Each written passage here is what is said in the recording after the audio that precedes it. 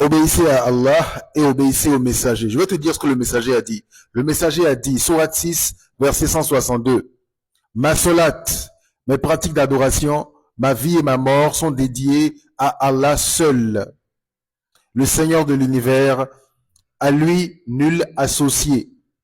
Aujourd'hui, toi, tu viens avec les textes de Buhari que tu appelles Sunna et tu dis, c'est ça que le messager a dit. Vous n'avez aucune rigueur spirituelle ou intellectuelle. Ton messager, c'est Buhari. Et vous dites, la Sunna. Quelle Sunna? Quand tu as ouvert le Coran, toi, tu es en train de vieillir en fait. Quand tu as ouvert le Coran, tu as déjà vu Sunna du prophète et tu passes ta vie sur terre et les années passent, les jours passent et tu continues à dire Sunna du prophète. Je ne parle pas de toi, je ne te connais pas, je parle du musulman ordinaire. Sunna du prophète, ça n'existe pas. Sunna du prophète dans le Coran, ça n'existe pas. Réveillez-vous. La sunna a été inventée après la mort du prophète. C'est pour ça que tu ne verras pas sunna du prophète dans le Coran. Il y a eu des prophètes avant Muhammad, ils n'ont jamais eu de sunna. Il y a eu des messagers avant lui, jamais de hadith d'un tel messager. La sunna du prophète, c'est une arnaque pour vous embobiner, vous berner. Et ton âge passe, ton âge avance et tu continues à dire sunna du prophète. Tu es un musulman de 20, 30, 40, 50 ans et tu continues à dire sunna du prophète. Si vous vous comportez comme ça dans la vie, comme vous vous comportez en religion, votre lignée va disparaître.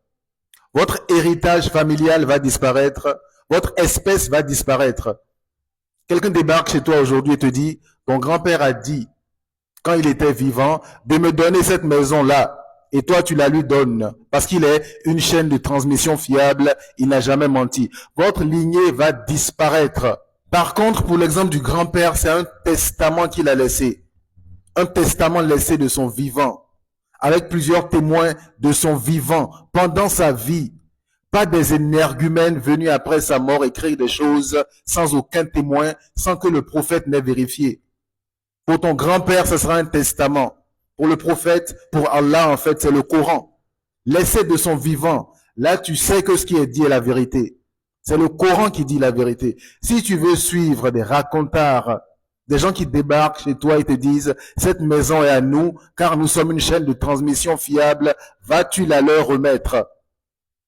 C'est un comportement absurde. Et je ne dis pas que tu es absurde une fois de plus. C'est un comportement absurde. La ruse de Shaitan est faible. Vous êtes plus intelligent que ça. Et Shaitan, lui, c'est un rebelle. C'est pas que Shaitan est absurde, c'est juste un rebelle. Vous, quand vous suivez ces inventions absurdes-là, vous avez éteint votre cerveau, volontairement. Parce que dans le Coran qui vous protège, vous ne voyez pas sunna du prophète, et pourtant vous suivez.